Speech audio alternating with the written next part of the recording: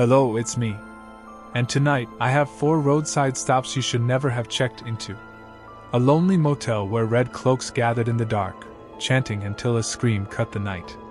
A quiet room where the ceiling above wasn't empty, because a stranger had been living there. A glowing pool at midnight, where a child slipped beneath the surface and never came back up. And a motel from another century, still alive with music and chrome, until the daylight showed only ruins and the echo of a massacre. Before we begin, tell me, where are you listening from right now? Your own bed, with the lights still on? Your car, parked along an empty stretch of highway? Or maybe a cheap motel room of your own, where the silence feels like it's holding its breath? Stay with me, because what comes next is true and terrifying.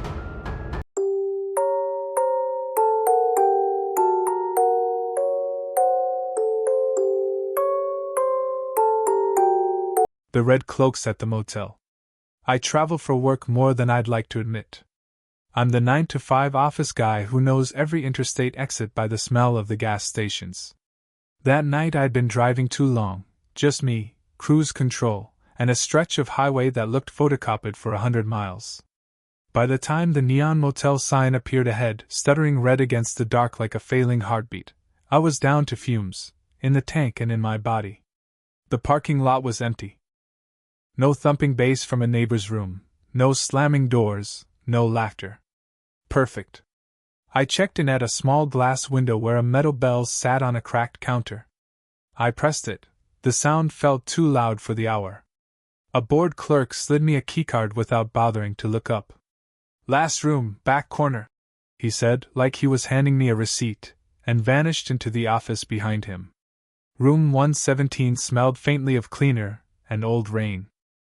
I took a quick shower, ate convenience store food from a paper bag, and let the TV mumble to itself just for the company. At 2 a.m., I clicked it off and surrendered to the silence. It wasn't peaceful. It was the kind of quiet that feels like a hell breath. I'm a light sleeper.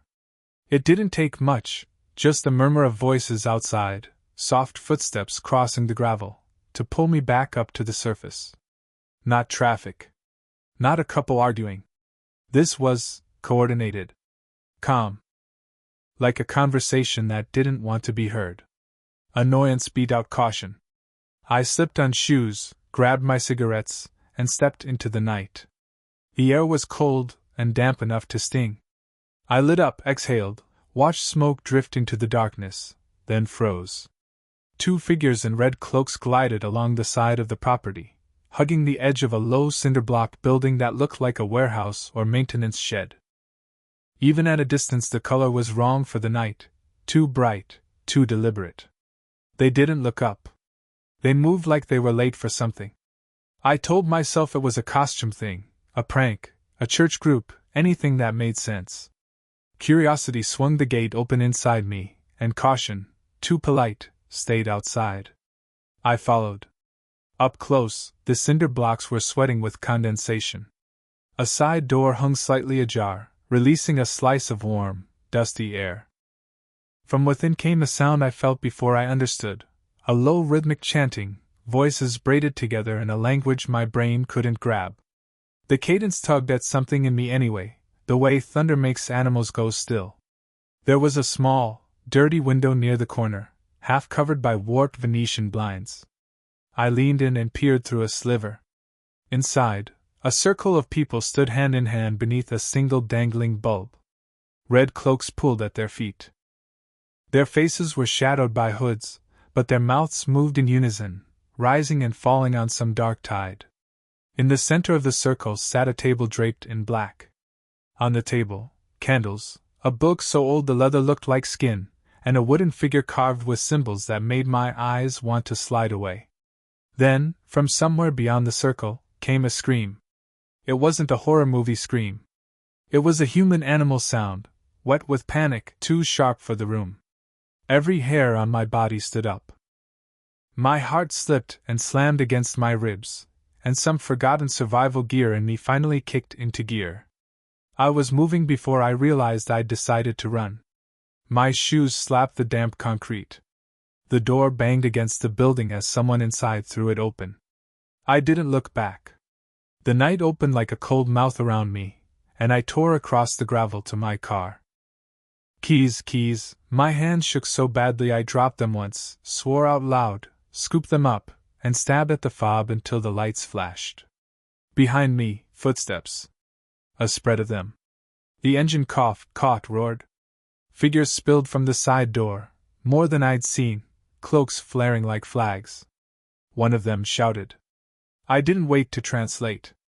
I slammed the gearshift, tires squealed, and I shot out of the lot so fast the rear end fishtailed. In the rearview mirror their red shapes shrank and then vanished into the darkness like the night had swallowed them back down. I drove without breathing for 10 miles and then pulled off onto a lit exit ramp to call 911. The dispatcher asked calm questions in a calm voice. Stay where you are, she said. Deputies are en route to the motel now. I stayed. Hands wrapped white around the steering wheel, cigarette trembling at the edge of my mouth, I watched my own reflection in the window and tried not to think about the scream. An officer called me back 25 minutes later. We checked the site, he said. No one here. He paused, and in the silence I heard radios murmur and shoes scuff. But we did find some things. Some things. Later I drove to the station to make a statement, and the things acquired detail. A back room with shelves lined by old books stamped with symbols, a rough altar blackened with wax, wooden idols carved with crude faces, a bundle of red cloths, and stains sunk deep into the concrete. They'd taken samples. Blood, the officer said, eyes on the form. Fresh in some places. Old in others. He told me the weirdest part last. The property records showed the motel deeds still in the name of a man who'd died 5 years earlier. No probate, no transfer, no recent utilities in a living person's name. It's like the place has been sleeping with its eyes open, he said.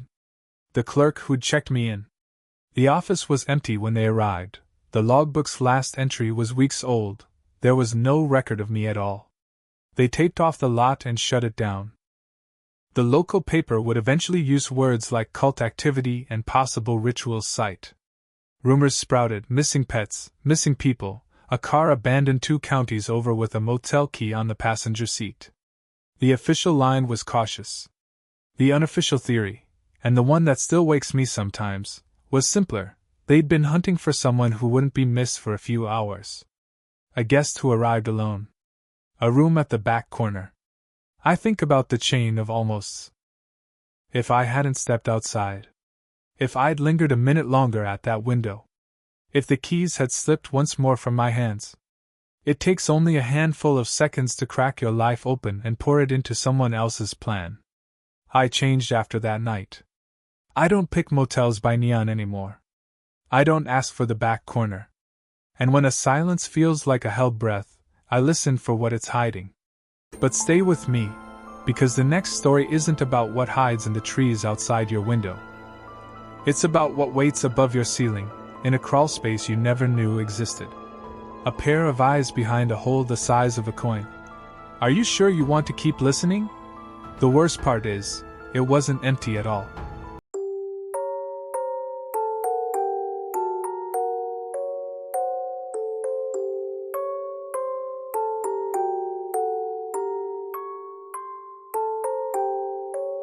The man in the attic. My name is Raquel. I'm 40 years old, and I thought I had seen enough of the world to know where danger hides. I was wrong. This story happened on what should have been a simple drive home with my mother. We had spent a week visiting my sister, laughing around her dinner table, sharing old family stories. It was the kind of trip you tuck away like a photograph, warm, safe, ordinary. But the drive back stretched longer than we planned. Hours passed, headlights blurred into one another, and the road became a dark ribbon unraveling endlessly in front of us. By the time we spotted the neon sign of a roadside motel, our bodies ached for rest. The sign buzzed and flickered, its letters half burned out, but in that moment it looked like salvation. A shower, a bed, and locked doors, that's all we needed. The clerk barely looked at us when we checked in. He slid a key across the counter, eyes sunken, face gray under the buzzing light. "Room 12, he muttered. His voice carried the flatness of someone who stopped caring a long time ago. The room itself was nothing special: mustard-colored curtains, a bedspread patterned to hide stains, a stale smell of cleaner fighting mildew. But the second I closed the door, my chest tightened. It wasn't the kind of fear that jumps out at you. It was quieter, heavier, like someone pressing a cold palm against your back. "Don't start imagining things," I told myself. "It's just an old motel." Mom went into the bathroom to shower while I sat on the bed, scrolling my phone. The glow of the screen felt comforting. I told myself I was fine. But the itch wouldn't leave. I kept glancing at the ceiling, half expecting to see something shift in the plaster. I must have fallen asleep at some point. The next thing I remember was waking up to a sound. Creak. It was wood straining, groaning, carrying weight it shouldn't. Not pipes. Not rats. Heavier. Slower. Deliberate. My breath caught. I stared up at the ceiling. Another shuffle. Then silence. I was frozen when the knock came. A heavy thud, as if someone had dropped a knee onto the rafters above us. Mom stirred beside me, her eyes wide, her lips already forming the words. "Did you hear that?" Before I could answer, before either of us could rationalize it away, a shadow detached itself from the corner of the room. He was there. A man. Standing inside our room. He looked as though he'd been dragged out of a nightmare, barefoot, filthy, his clothes shredded, his skin smeared with grime. His hair hung in greasy mats. His chest rose and fell in ragged gasps, and when he moved forward the smell hit: rot, sweat, human waste, something so foul it stole the air from my lungs. Mom screamed. I screamed. And then he lunged. His hands were cracked and black, but his grip was iron. He slammed me back onto the bed, his weight crushing, his breath sour on my face. Panic tore through me. I clawed, kicked, fought like an animal caught in a snare. Mom tried to pull him away, but fear rooted her to the spot. The man's eyes never wavered. They were flat, hungry, endless. And then, a voice. From outside the door. "Hey! You okay in there?" The knob rattled. The door burst open. A man from the neighboring room charged inside, half-dressed, barefoot, fueled by nothing but instinct. He threw himself at the intruder, and the two of them crashed to the floor. The fight was brutal. Fists thudded against flesh. The intruder snarled, twisting like a trapped beast. The neighbor pinned him once, twice, lost him, caught him again. His wife was in the hall, screaming into a phone. "There's someone in their room! Send the police now!" I don't know how long it lasted, seconds, minutes, forever. But when the sirens painted the parking lot red and blue, it felt like waking from a nightmare still half inside my skull. The officers dragged the man out, cuffed and spitting. But what came next was worse. They searched the room. One officer pushed into the bathroom, glanced up, and froze.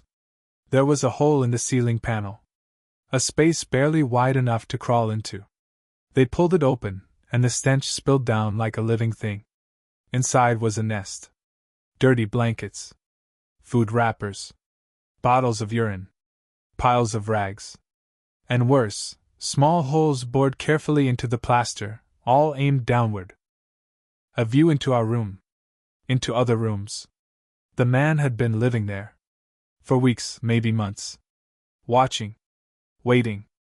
I felt my stomach drop as the truth landed. He hadn't just broken in. He had been there all along. Above us. Listening while we unpacked. Watching while Mom showered. Waiting for the right moment to come down. The motel manager stood pale in the corner, mumbling excuses about maintenance, about not knowing. But his eyes betrayed him. He had known something was wrong. He just hadn't cared.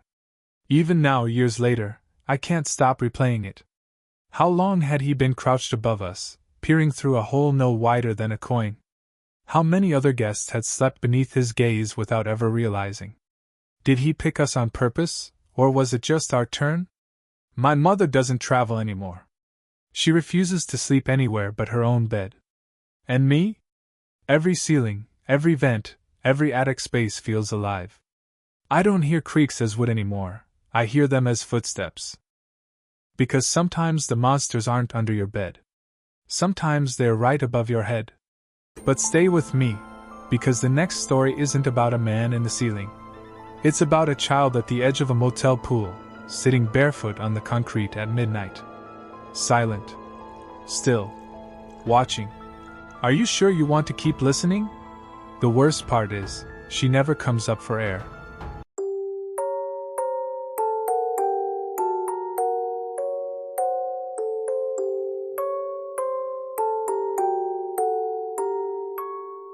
The girl in the pool. My name is Alex, and I am not the type to scare easy. I'm the dad who triple checks the locks, the one who brings extra batteries, the one who keeps a first aid kit in the glove compartment big enough for a small disaster. I plan, I prepare, I rationalize.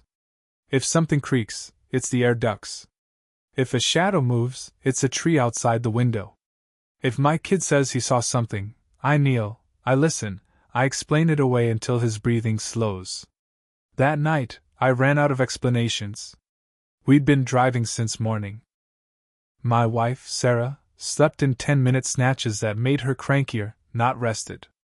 Our son Jake, 9, asked every half hour how much longer, then apologized every half hour for asking.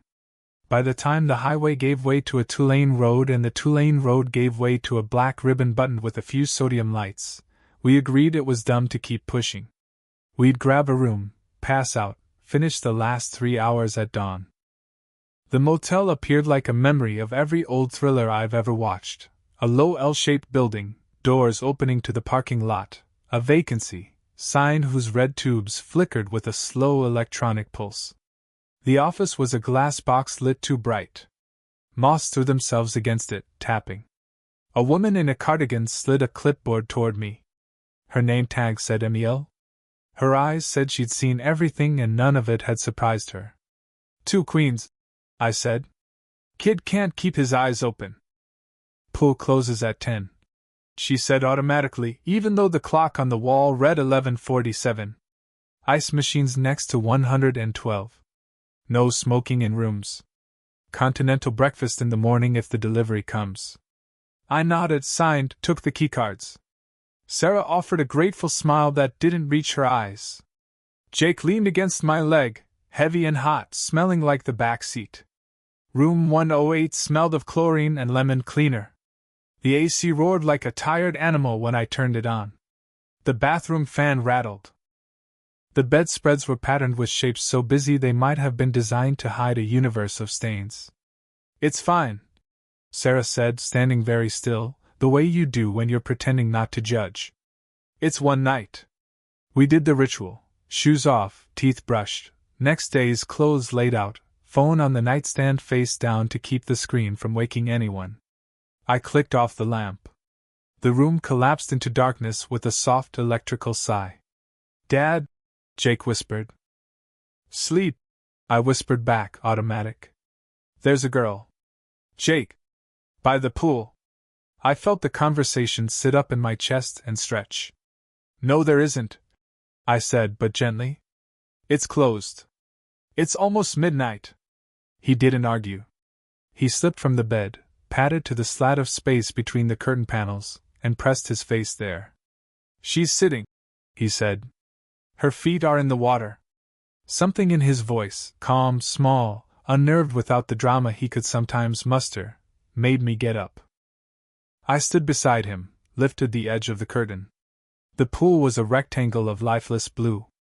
The underwater lights were on, turning the water into a slow glowing pane, like glass lit from within. Beside the "NO lifeguard on duty" sign at the far corner, a girl about 8 sat with her heels in the shallow end. Bare legs, bare feet, white dress that might have been a nightgown. Dark hair falling like a curtain. She didn't move. She didn't shiver, even though the night pressed cold against the window. She just watched the water. Probably a guest, I said, already knowing it wasn't true. The pool gate was chained and padlocked. The latch hung canted and useless, but the chain looked new. Probably from one of the far rooms. Somebody forgot to. She sees us, Jake said. The girl didn't turn her head, but I had the sudden, prickling certainty that she knew exactly where our eyes were in the dark. Jake lifted his hand and gave a little wave. It was the small, hopeful wave of a kid who still believes in kindness between strangers. The girl slid into the water like a coin slipping through a slot. No splash. No sound. She went from a sitting child to nothing at all. The surface folded over itself, then settled smooth. The water kept glowing. Okay. I heard myself say in the calm voice you used to keep the room from tipping. Okay. Jake, stay here. Sarah. Sarah sat upright, all the sleep scoured from her, stare locked tight on my face. What did I just miss? She said, but her voice shook, like somewhere inside she already knew. I was out the door and across the concrete before my brain had agreed. The cold night slapped my wet eyes and made everything feel undeservedly clean. The pool gate resisted, then gave. The chain was looped, not locked.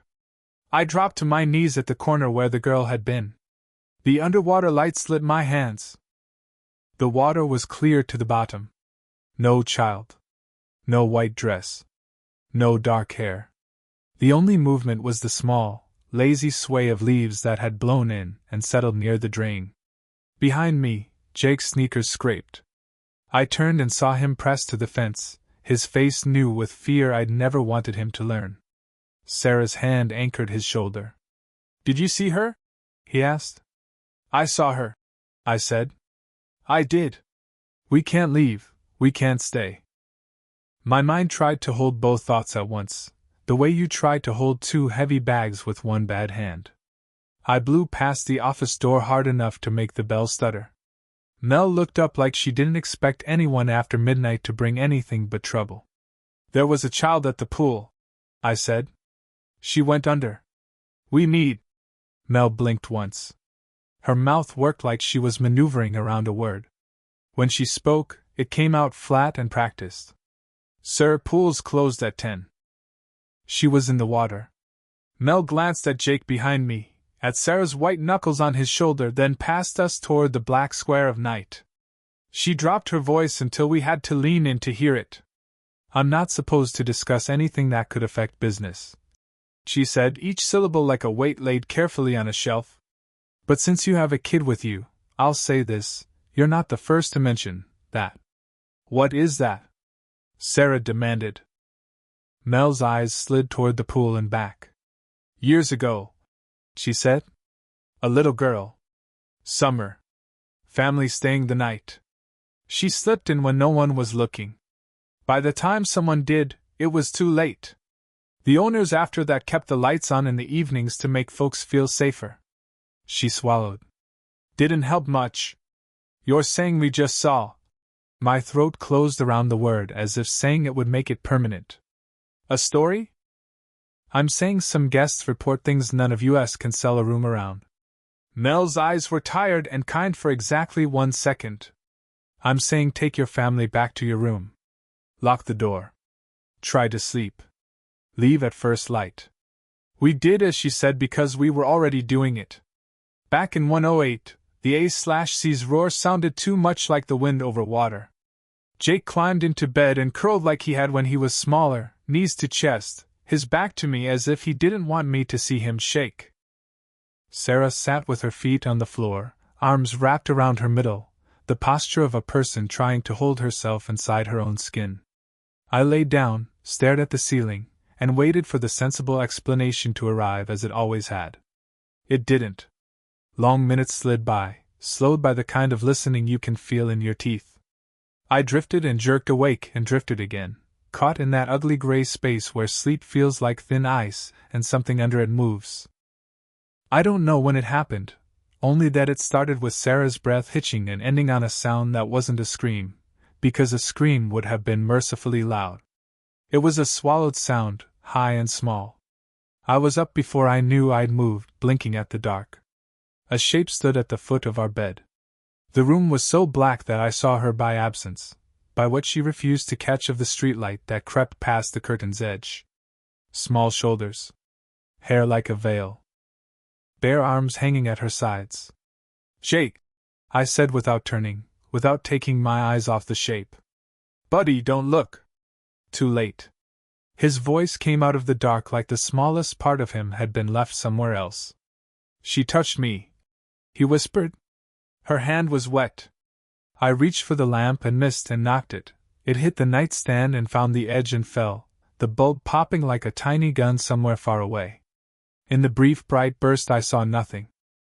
Between the pop and the dark there was no one at the end of the bed, only the complicated pattern of the bedspread, the flat square of the television, the bland painting of a lake hung crookedly. We didn't discuss. We packed. Have you ever noticed how loud zippers are when you're trying to be quiet for no one? How a suitcase will can sound like it's announcing your sin down a corridor. We left the keycards on the dresser. We carried our bags pressed to our chests to keep them from knocking into the walls. We became a family made of edges moving through a building made of corners. Outside, the cold had sharpened. I strapped Jake in with fingers that wouldn't obey. Sarah slid into the passenger seat and didn't speak, not when I started the car, not when we rolled past the office, not when I looked back and saw the pool a glowing rectangle in the rearview, as benign as a hotel brochure. We drove 2 hours in the dark and said almost nothing. In the quiet, I could hear Jake rubbing his face with his sleeve, as if he could erase the shape of a hand. At the diner we found near the interstate, the waitress poured coffee that tasted like it had given up. The sun was a rumor beyond the windows. Jake stared into his hot chocolate as if he could scry what we'd seen. Sarah's hands circled her mug like she was daring it to warm her. I said the thing I always say, because I didn't know what else was left of me. We're okay. We're together. We're okay. On the drive home, while the world got brighter and uglier and safer, I tried to make sense of it in the only way I know how, by building a story I could live inside. The brain fills in gaps. It misreads shadows. It wants patterns so badly it invents them. Maybe the girl was real and climbed out, ran, hid. Maybe the water swallowed light differently from that angle. Maybe fear is a projector, and we were the screen. But when I changed shirts that afternoon, I found a crescent moon of moisture on the shoulder of the t-shirt I'd been wearing. A handprint would be too much like a movie. What I saw was worse because it was smaller, the shape of 4 damp fingertips, the size a child might make if she reached up to be held. We don't stop at motels with pools anymore. Jake won't swim unless other kids are laughing loud enough to prove they exist. And me, the planner, the explainer, the man with the extra batteries, I keep a towel in the trunk for reasons I don't talk about. I don't believe in ghosts. I believe in gravity, in water, in the exact time it takes for breath to run out. I believe in what a parent's voice sounds like when a child goes quiet. But stay with me, because the next story isn't about something beneath the water. It's about a place that should have been dead and wasn't.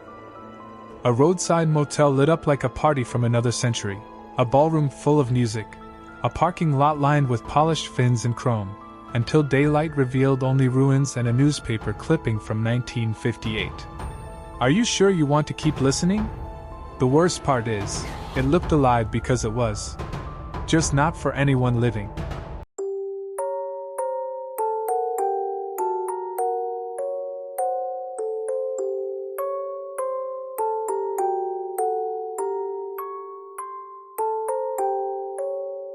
The motel that shouldn't exist.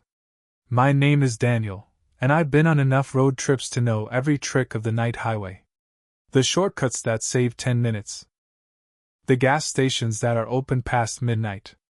The songs that keep you awake when your eyes start to close.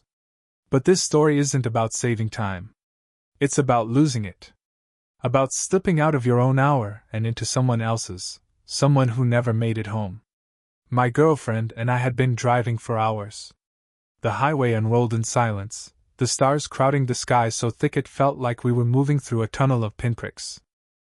We hadn't seen another car in miles when the glow appeared ahead, a soft, golden haze, like the kind of welcome you don't expect at midnight. It was a motel. Not the sad, half-dead kind you usually find on old backroads. This one was alive. The sign burned bright, every bulb lit. The parking lot was full of cars, but not the cars of our time. Chrome beasts with sweeping fins. Round headlights staring like unblinking eyes. The kind of cars you see in museums, polished to a mirror shine. And there was music. Faint at first, then louder as we rolled down the windows. A swing band, brassy and jubilant, as if the world was still young and Friday nights meant something. We could hear laughter too, voices floating from the motel's ballroom, high heels clicking, glasses clinking, a party in full bloom. We slowed, stunned. It didn't fit. Nothing about it fit. But the glow, the music, the life, it was magnetic. "Should we ask for a room?" she whispered. I shook my head. "Place is packed. No way there's space." We lingered, engine idling, staring at a moment that felt stolen from another century. Then I put my foot down. "Too noisy anyway. Let's find someplace quieter." We drove on. But we didn't stop thinking about it. Days later, heading home, we made a decision. We'd pass that same road. We'd see it again.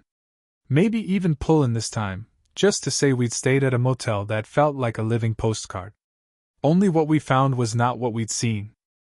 The sign was there, but dead. Its letters rusted and broken. The lot, once full, was barren. Weeds sprouted through cracked pavement. The ballroom that had pulsed with laughter stood in silence, windows shattered, walls sagging inward. The air smelled of damp wood and dust. We got out, walking closer, hearts hammering in sync. Maybe it's the wrong place," she said, but the lie fell flat. It was the same building, same shape, same outline against the sky. But no life. No cars. No music. Nothing. We circled to the lobby. The glass door hung crooked, coated in grime. Inside, a counter rotted away, papers scattered and yellowed. The guestbook sat open, but the names trailed off halfway down the page, as though someone had stopped mid-stroke. There was no sign of the party we had heard, the party we had seen with our own eyes. When we got home, my girlfriend pulled up her laptop. She typed the motel's name into a search bar, chasing something we could hang our sanity on. And she found it. An old newspaper archive. A photograph.